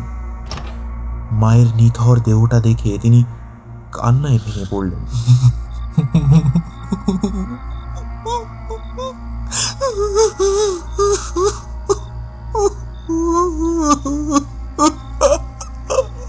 সে গুরুদেবের কাছে শুনেছিল এক ভয়ঙ্কর সাধনার দ্বারা নরকের রাজা হওয়া যায়।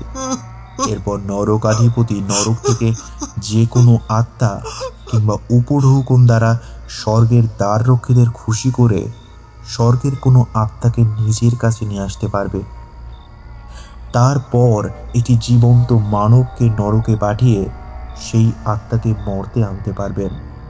আত্মার জীবন দশায় দেহটিকে ত্রিকাল ভৈরবের পঞ্চ পিশাচ দ্বারা সংরক্ষিত করতে হয়। এরপর আরও একটি ভয়ানক তন্ত্র সাধনার দ্বারা আত্মাকে দেহে প্রবেশ করানো হয়। ব্যাস, মৃত মানুষ হয়ে ওঠে জীবন্ত। কিন্তু গুরুদেব সাধনা পদ্ধতি তাকে শেখায়নি। এই সাধনাগুলোর পদ্ধতি অনন্ত জানে না। জানলে সে নিজের প্রাণাধিক প্রিয় মাতাকে ফিরিয়ে আনত, কিন্তু সে জানে না এসব সাধনা। তাই অগত্যা সব আশা জলাঞ্জলি দিয়ে মায়ের নিথর দেহটা নিয়ে শ্মশানে হাজির হলো। চিতা সাজিয়ে মায়ের মুখাগ্নি করতে যাবে, এমন সময় পাশের পাঁকুর গাছ থেকে একটি গম্ভীর কণ্ঠ ভেসে এলো। একটিবার এদিকে আসো তো। অনিন্দ্য পিছন ফিরে দেখলো পাঁকুর গাছের নিচে যে অদ্ভুত দর্শন ব্যক্তি এতক্ষণ গাঁজা টানছিল সে অনিন্দ্যকে ডাকছে। লোকটাকে দেখে অনিন্দ্য প্রথমে পাগল টাগল ভেবেছিল। অনিন্দ্য তার কাছে এসে বলল, কিছু বলছিলেন? দেখো মা, তোমার অদৃষ্টে ভালোবাসা নেই,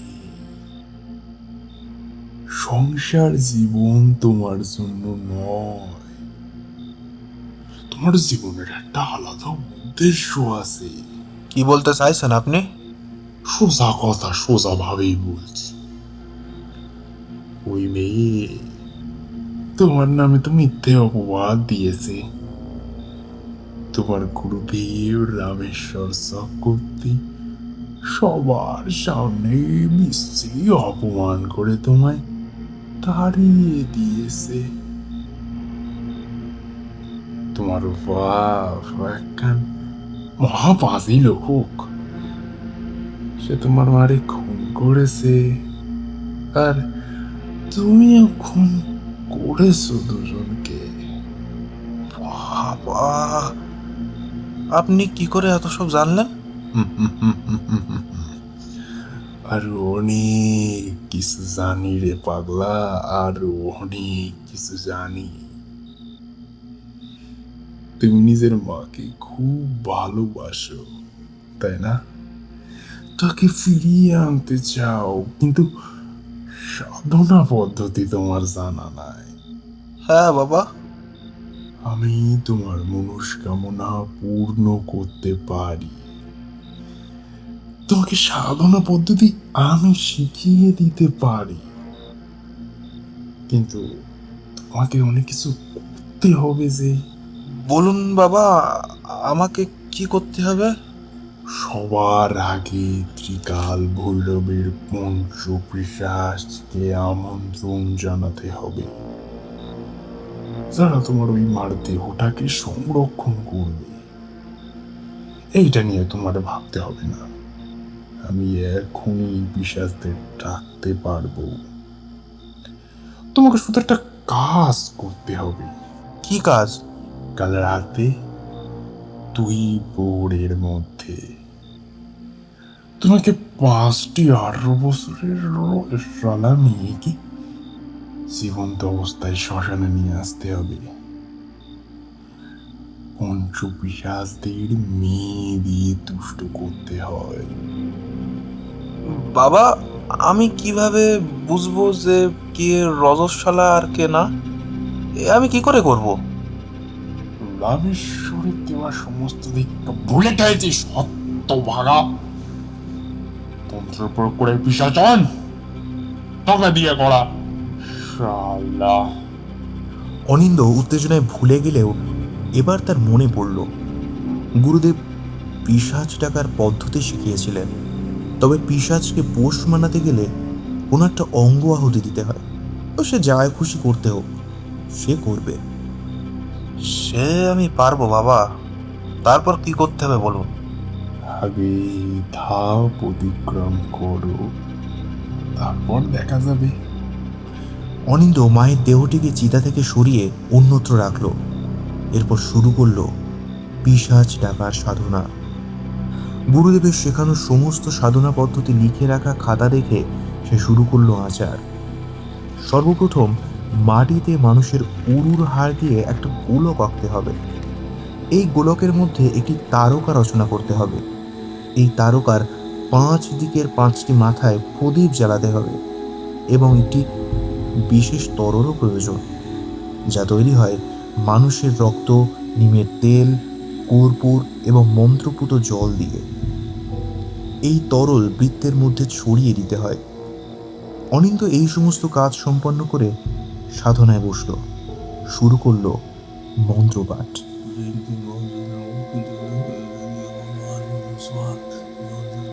এই সাধনায় বাধা আসে প্রচুর। সাধনায় মনঃসংযোগ বিচ্ছিন্ন করা একেবারেই চলবে না। কিন্তু এই সাধনায় মনঃসংযোগ তৈরি হয় না সহজে। নিজের সাধনায় দৃঢ় সংকল্প না হলে এই সাধনা কখনোই সম্পন্ন হবে না।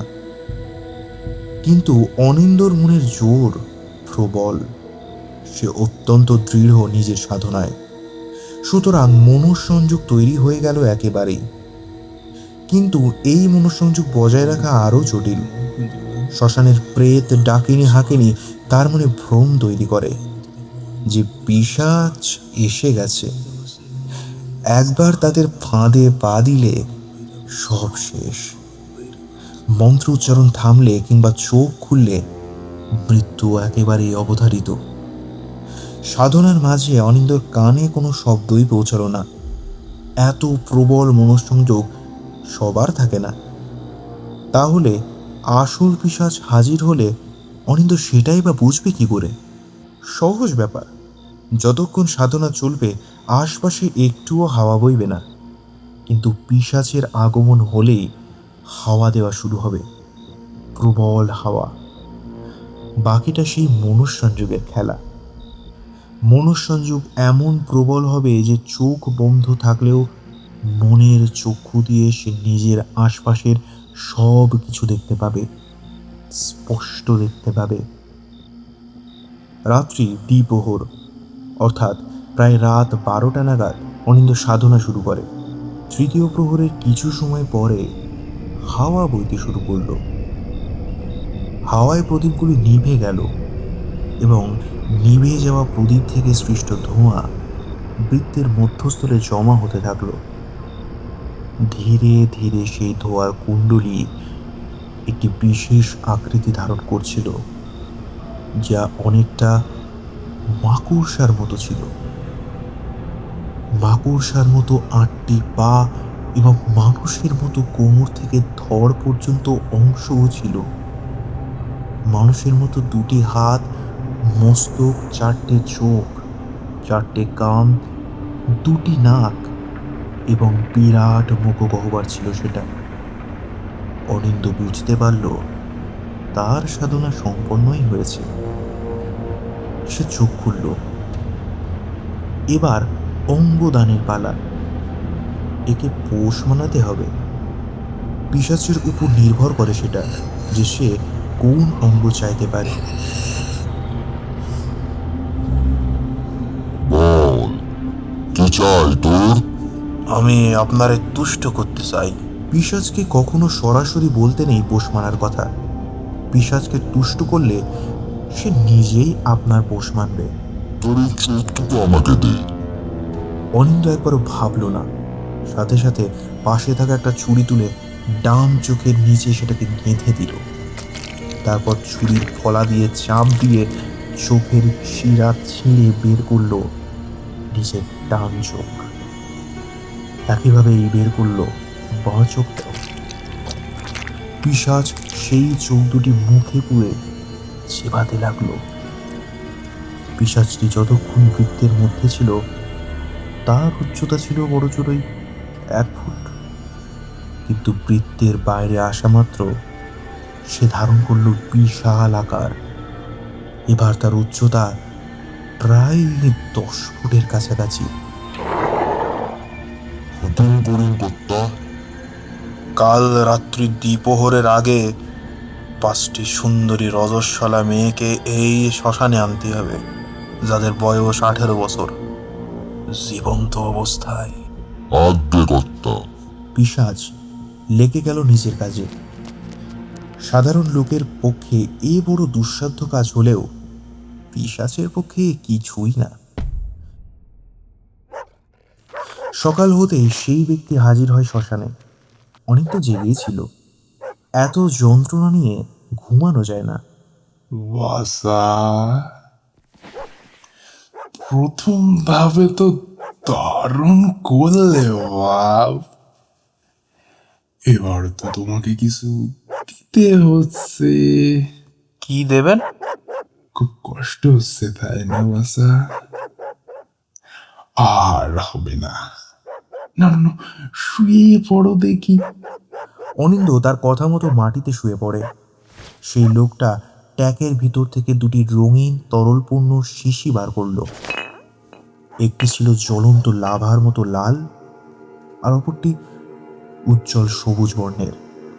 লোকটি অবদ্ধ ভাষায় কিছুক্ষণ মন্ত্রপাঠ করলেন। তারপর লাল তরলপূর্ণ শিশি থেকে কিছু তরল ঢেলে দিল অনিন্দর চোখে এবং অপর শিশি থেকে কিছুটা তরল ঢেলে দিল আরেকটি চোখে। যন্ত্রণার উপাসন পেলে তো? যন্ত্রণা সত্যিই কমতে শুরু করেছে। আস্তে আস্তে যন্ত্রণা সম্পূর্ণ লোপ পেল। এবং অদ্ভুতভাবে অনিন্দ নিজের দৃষ্টি ফিরে পেল। বাবা বাবা, আমি সব কিছু আবার দেখতে পাচ্ছি বাবা। এ আপনি কেমন করে করলেন? সবই তন্ত্র রে পাগলা, সবই তন্ত্র। যাই হোক, তোকে কিছু দরকারি কথা বলি আমি। তোর অদৃষ্টের মিত্র প্রায় নেই। মানে বাবা, আমি অমর? আমি কিন্তু প্রায় কথাটা বলেছি বাপ। তোমাকে এই ব্রহ্মাণ্ডের কেউ মারতে পারবে না, শুধু একজন ছাড়া। মজার বিষয় কি জানো বাসা?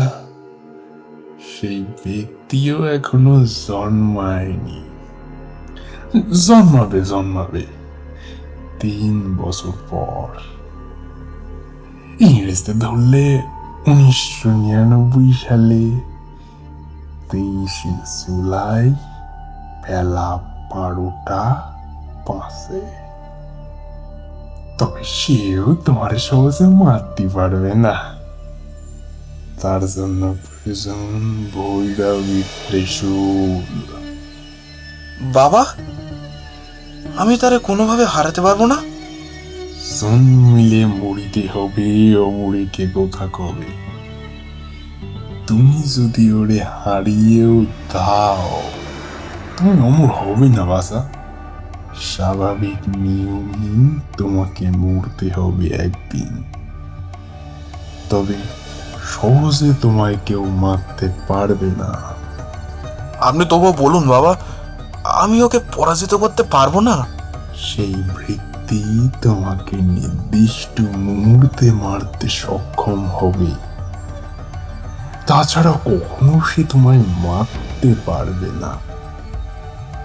সেই ব্যক্তির 27তম জন্মদিবসের 90 দিন পর রাত্রির প্রথম প্রহরেই সে তোমায় মারতে সক্ষম হবে। ইংরেজিতে ধরলে 2026 সালের 22শে অক্টোবর রাত্রি ওই 9টা থেকে 10টার মধ্যে। এই ঘন্টার সময় তোমার প্রাণহানি ঘটতে পারে। অর্থাৎ সেই বিশেষ সময়ের পূর্বে তুমি ওকে হারাতে পারবে। আচ্ছা বাবা, আমি কি করে বুঝবো যে কে সেই ব্যক্তি?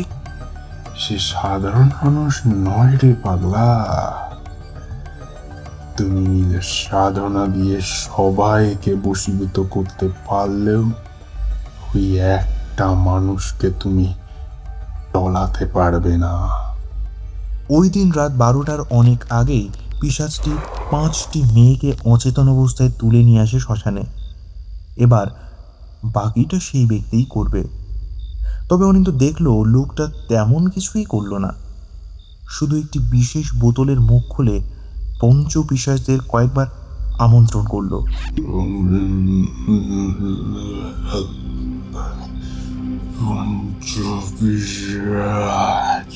হাজির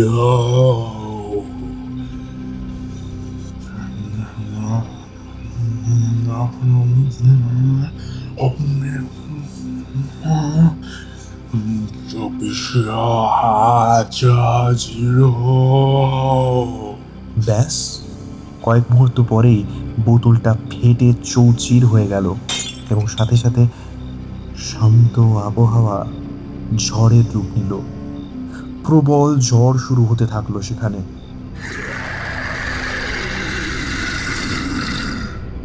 বল, তোর কি চাই? আপনাদের এই দেহখানা সংরক্ষণ করতে হবে।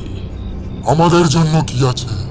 এই তো আছে আপনাদের জন্য 5টি 18 বছরের সুন্দরী রজস্বলা মেয়ে, জীবন্ত।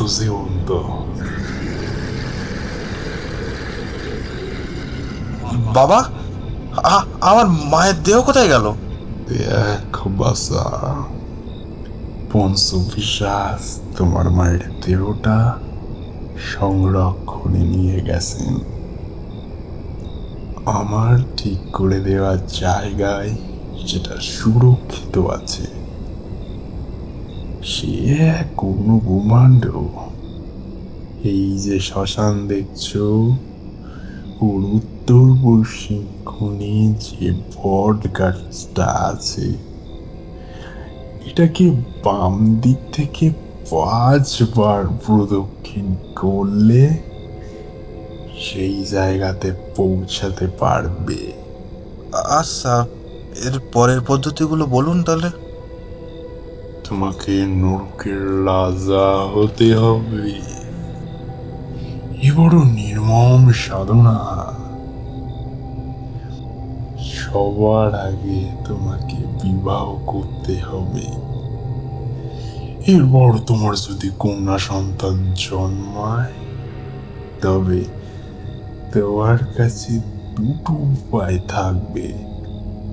এই সাধনায় 10টি 3 মাসের গর্ভবতী মেয়ে, যাদের বয়স 25-এর কম, তাদের বলি দিতে হবে। তবে তবে প্রথম মেয়েটি হবে তোমার স্ত্রী, না হলে তোমার ওই মেয়েটি। যদি তোমার স্ত্রী বা কন্যা অন্তঃসত্ত্বা না হয়, তবে সেক্ষেত্রে তোমাকেই যৌন সঙ্গম ঘটাতে হবে। এরপর কন্যা বা স্ত্রী 3 মাসের গর্ভধারণ করলেই তাকে আটকে রেখে 4 দিন তার উপর তোমাকে তন্ত্র প্রয়োগ করতে হবে। সেই ভ্রূণটিকে, মেয়েটিকে ধীরে ধীরে তন্ত্র প্রয়োগ করে তারপর বলি দিতে হবে। বলি দেবার পরে মাথাটাই আসল কাজে আসে। এই প্রথম বলি দিলে তোমার আর একটা সমস্যা হবে। যদি তোমাকে যৌন সঙ্গম করতে হয়, তবে স্ত্রী বা কন্যার সমবয়সী আরেকটি মেয়ের সাথে আগেই যৌন সঙ্গম করতে হবে। আর হ্যাঁ, এই সমস্ত মেয়েগুলোকে অবশ্যই ব্রাহ্মণ হতে হবে। এই প্রথম বলির পরই আসল জটিল সাধনা সামনে আসে।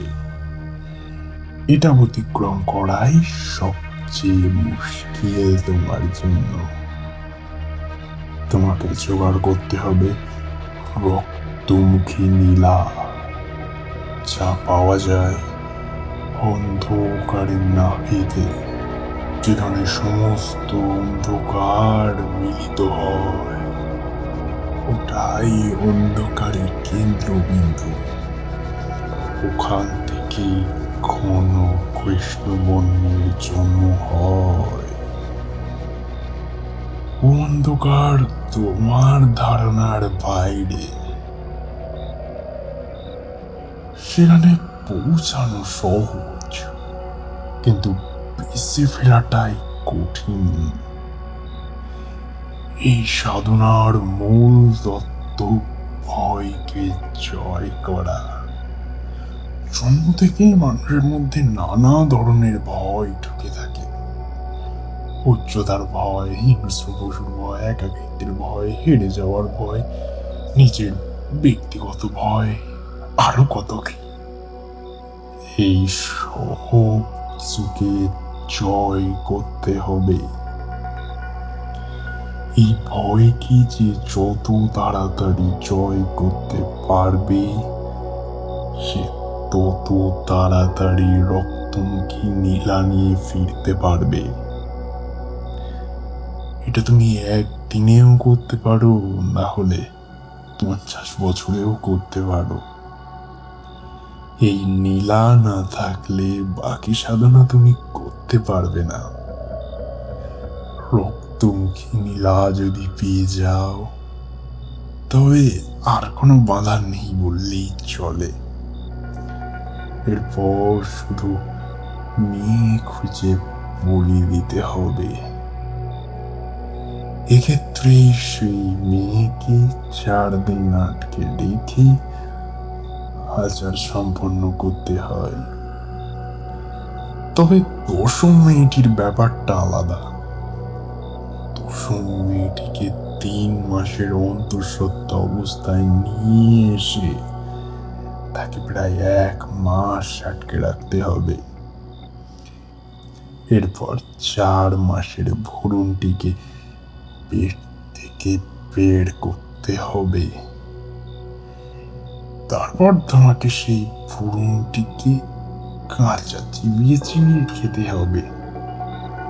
এই ভ্রূণ গ্রহণ করে তোমার শরীরে এক অশরীরী শক্তি জন্মাবে, যার বলেই তুমি নরক জয় করবে। এটাই নরকাধিপতির সাধনা। আমি আমি পারবো বাবা, কিন্তু কিন্তু এই চক্ষু দেখে সবাই যে আমার ভয় পাবে। কে করবে আমার বিবাহ? ভাবিস নে বাছা, ভাবিস নে। তোমার ধর্মপত্নী, সন্তান এবং সেই ব্যক্তির নজরে তোমার চোখ একদম স্বাভাবিক থাকবে। বাকিদের কাছে সেটা ভয়াল দৃষ্টি। আর এইটে নিজের কাছে রাখো। এই বলে সে একটি পুরনো খাতা অনিন্দর কাছে দিল। এতে আরো কিছু ভয়ানক মারণতন্ত্র লেখা আছে, আর তোমার প্রয়োজনীয় সব সাধনা পদ্ধতিও এতে লেখা আছে। আমি আর এখানে থাকবো না, অন্যত্র যাব, তাই এইটা তোমাকে দিয়ে যাচ্ছি। বাবা, আপনি আমার ছেলে চলে যাবেন? কাজ আছে বাপ, আমাকেও তো সাধনা করতে হবে। হ্যাঁ, সাধনা। একবার আপনার নামটা বলে যান বাবা। আমি শ্রীধর, আর ওই পিশাচটির নামকরণ কিন্তু অবশ্যই করো। আর পঞ্চপিশাচকে তুষ্ট করতে 10 বছরের কম বয়সী বাচ্চাদের মাথার খুলি আহুতি দিতে হয়। এটা করতে যেন ভুল না হয় বাপ। হাসি আমি। অনিন্দ একেবারেই ভোলেনি কিছু। এর কিছুদিন পরে শ্রীধর শ্মশান ত্যাগ করে অন্যত্র পাড়ি দেয়, আর অনিন্দ শুরু করে প্রবল তন্ত্রচর্চা। চর্চা না থাকলে সব বিদ্যাই মরচে ধরে যায়, আর এই বিদ্যা তো তার জীবন বাজি রাখার সমান। অনিন্দ সেই পিশাচটির নাম রাখে চন্দন। আর এরপর থেকে প্রতি অমাবস্যায় একটি করে 10 বছরের ছোট্ট ফুটফুটে বাচ্চার মাথার খুলি পঞ্চপিশাচকে দিয়ে তাদেরকে তুষ্ট রাখে অনিন্দ।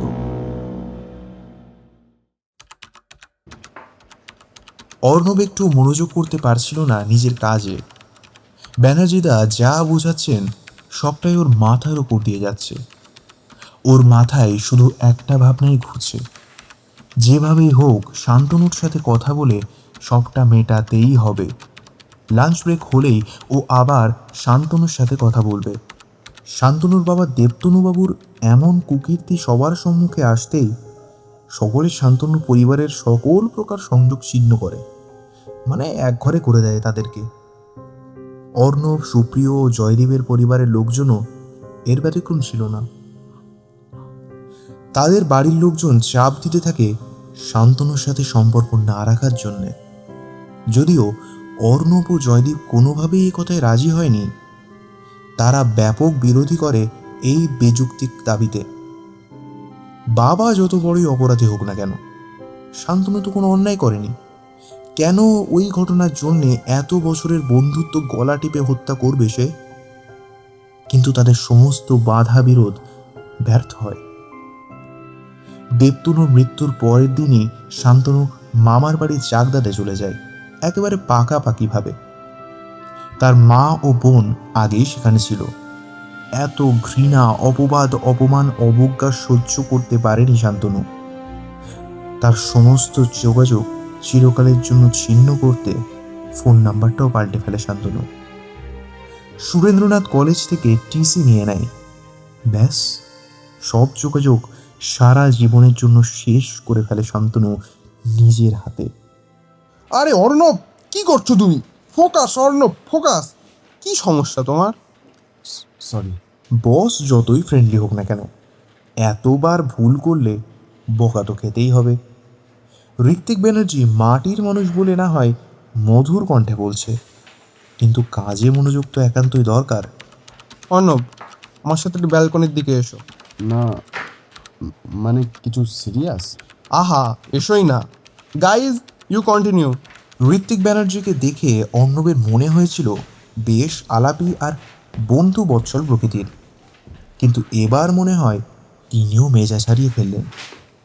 কি জানি কি কথা শোনাবে। ঋত্বিক ব্যানার্জি আর অর্ণব ব্যালকনিতে আসলো।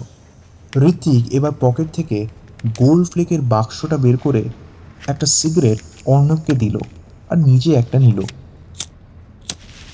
সিগারেট দুটি ধরিয়ে ঋত্বিক ব্যানার্জি বললেন, কি সমস্যা আমাকে বলতে পারো অর্ণব? আমি দেখলাম শান্তনুর সাথে তুমি কথা বলছিলে, আর তারপর থেকেই তোমাকে চিন্তিত লাগছে। দেখো, শান্তনুর সাথে আমার অনেক বছরের বন্ধুত্ব। আমি তোমার সমস্যার সমাধানের চেষ্টা করতে পারি। না, মানে সামান্য একটা ব্যাপার, আবার আপনাকে বিরক্ত করব? প্রবলেম হলে বলতে হবে না, তবে এমন অমনোযোগী হলে আমি হয়তো ভালো মুখে বোঝালাম, কিন্তু কাজে গন্ডগোল হলে কোম্পানি আপনাকে দয়া করবে না বস। আমারটা শেষ, তোমারটা শেষ করে চলে এসো। ঋত্বিক ব্যানার্জি হনহনিয়ে চলে গেলেন। ব্যাপারটা হয়তো তারও ভালো লাগেনি। অর্ণবও এবার সিগারেট শেষ করে ভিতরে গেল। না, ঋত্বিক ব্যানার্জি তো ভুল কিছু বলেনি। এবার ফোকাস অন রাখতেই হবে। যা কথা লাঞ্চ টাইমে হবে। লাঞ্চ টাইম হতেই অর্ণব শান্তনুর কাছে এসে বলল, এই শান্তনু, তোর সাথে আমার খুব ইম্পর্টেন্ট কথা আছে, তো একটু সাইডে আয় তো। সরি, বাট আমি সাইডে যাব না। আপনার যা বলার এখানেই বলুন, আর এক্ষুনি বলুন। তুই আসবি, আসতেই হবে। আমি আপনার কথা শুনতে বাধ্য নই। দয়া করে এখানে সিন ক্রিয়েট করবেন না। জানি এটা অফিস, এখানে আমিও সিন ক্রিয়েট করতে চাই না, তাই বলছি একটু সাইডে আয়। Come on. হট। হ্যাঁ, চলুন।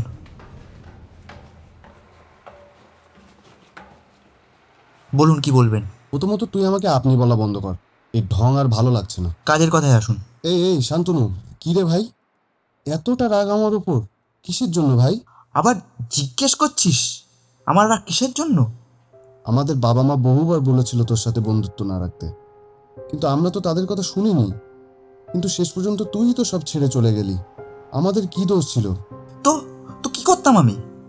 এই সমাজ তো আমাকে এক ঘরে করে দিয়েছিল, সেই জন্য তো চলে গেলাম চাকদায়। মামা বাড়িতে মামা মামি কত খারাপ খারাপ কথা বলতো, আমাদের কত অপমান করতো, তবুও দাঁতে দাঁত চেপে সব সহ্য করতে হয়েছে। আমি ওই বয়স থেকে আমি দোকানে কাজ করতাম, মাত্র 10,000 টাকার জন্য। সংসার আর তার সাথে নিজের বোনের পড়াশোনার খরচ সব কিছু ওই টাকায় ম্যানেজ করতাম। একবার তো খোঁজটাও নিসনি ভাই। তোর মামার বাড়ি কোথায় আমরা জানি না, তোর ফোন নাম্বার ইনভ্যালিড বলতো, এমনকি কলেজও পাল্টে ফেললি। কি করতাম আমরা? আমরা তো কম চেষ্টা করিনি তোর সাথে যোগাযোগ করার, বল? শান্তনু আর কিছু বলতে পারল না।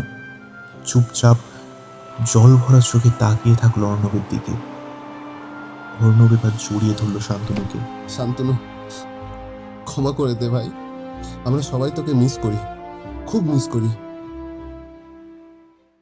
চন্দন, আর মাত্র একটা।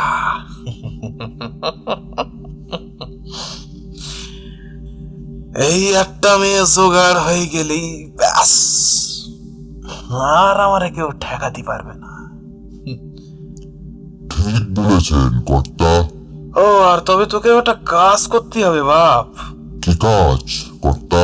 আমার তো একটা জীবন্ত মানুষও লাগবে, সেটা তো তোকেই আনতে হবে বাপ। আমি এক্ষুনি যাচ্ছি কর্তা। আরে শোন শোন শোন শোন, অত সহজে হবে না। ও একটা শর্ত বিবেচনা করে তবে আনতে হবে। তারে অবশ্যই ব্রাহ্মণ হতে হবে, আর সে অবিবাহিত হবে। আর চেষ্টা করিস একটু ওই দূরের দিকে জোগাড় করার। ঠিক আছে কর্তা। অনিন্দ 10টি মেয়ের মধ্যে এখনো অবধি 9টি মেয়ের বলি দিয়েছে, আর একটি মেয়ে জোগাড় করতে হবে এবং তাকে 1 মাস রেখে গর্ভস্থ ভ্রূণটির উপর তন্ত্র প্রয়োগ করতে হবে। অনিন্দ যতই সাফল্য অর্জন করছে, তার মনে একটা অজানা চিন্তা জমা হচ্ছে। আজ 2026 সালের 11ই সেপ্টেম্বর। অনিন্দর মাথায় সেই বিশেষ সময় অর্থাৎ 2026-এর 22শে অক্টোবর রাত 9টা থেকে 10টা, অর্থাৎ আর মাত্র 1 মাস 1 দিন বাকি সেই বিশেষ লগ্নের, যে লগ্নে মৃত্যু ঘটতে পারে অনিন্দ। তার মনে নির্বিঘ্নে সবকিছু মেটাতে হলে 5 দিনের মধ্যে মেয়েটাকে জোগাড় করতে হবে, না হলে সব শেষ। আর এত বছরে এত তন্ত্র প্রয়োগ করেও সেই ব্যক্তিকে আজও খুঁজে পেল না অনিন্দ। ধনাইটা কি করছে কে জানে। 11 দিনের মধ্যে পরবর্তী মেয়ে চাই। ধনাই যখন এত বছর ধরেও সব কথা অক্ষরে অক্ষরে পালন করেছে, তবে এটাও যে করবে এ বিষয়ে সন্দেহ নেই অনিন্দর। সেই জন্যই আরও এক ধাপ আগাম পরিকল্পনা করে রাখছে সে। নরকাধিপতি হয়ে গেলে আত্মাকে মর্তে ফিরিয়ে আনতে একজন জীবন্ত মানুষ প্রয়োজন হবে, তারই ব্যবস্থা করে রাখছে অনিন্দ।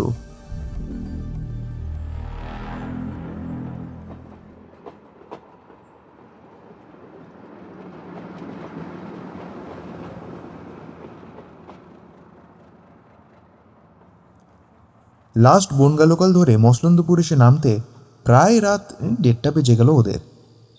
তাও ভাগ্য ভালো ছিল বলেই এই ট্রেনটা পেয়েছে, না হলে সারা রাত বাইরেই কাটাতে হতো সঞ্জয় আর দিনেশকে। আরে তাড়াতাড়ি কর দিনেশ, এত রাত হয়ে গেল। আরে অত চাপ নিস না, তুই আজ আমার বাড়িতেই থাকবি। আর আমাদের কাছে তো বাইক আছে, অত ভয় পাওয়ার কিছুই নেই। দিনেশ বরাবরেরই রঙিন যুবক। সেই স্কুল লাইফ থেকে আজ এই পর্যন্ত ওর যে কতগুলো গার্লফ্রেন্ড হয়েছে তাও নিজেই ঠিক করে মনে রাখতে পারে না। মেয়ে পটানোর স্কিলের জুড়ি মেলা ভার। সঞ্জয় দিনেশের সর্বসময়ের সাথী। কতবার কেস খেতে হয়েছে সঞ্জয়কে এসবের জন্যে, তবুও বেশ করেই চলেছে সব কিছু। আজ দিনেশ দেখা করতে গিয়েছিল বারাসাতের একটা মেয়ের সাথে, আর আজও তার সঙ্গী সঞ্জয় ছিল। তবে আজ অসম্ভব দেরি হয়ে গেছে ওদের। মচলন্দপুর স্টেশন থেকে প্রায় 7 কিলোমিটার দূরে কোলসুরে থাকে দিনেশ, আর সঞ্জয়ের বাড়ি আরও দূরে বেলেখালি নামক একটা গ্রামে। গ্যারেজ থেকে বাইকটা বের করে দ্রুত রওনা হয় ওরা। ভাই বাড়ি তো সেই আমাকেই যেতে হবে। তোর যদি সমস্যা হয় তাহলে আমি বাকি রাস্তা হেঁটেই চলে যেতে পারবো। তো পরদিন ফিরলে কি সমস্যা হবে আবার? আর না ভাই, দেখ না, অনেক অসুবিধা আছে, বোঝ। ঠিক আছে, আমি তোকে তোর বাড়িতে ড্রপ করে দেবো। ওকে।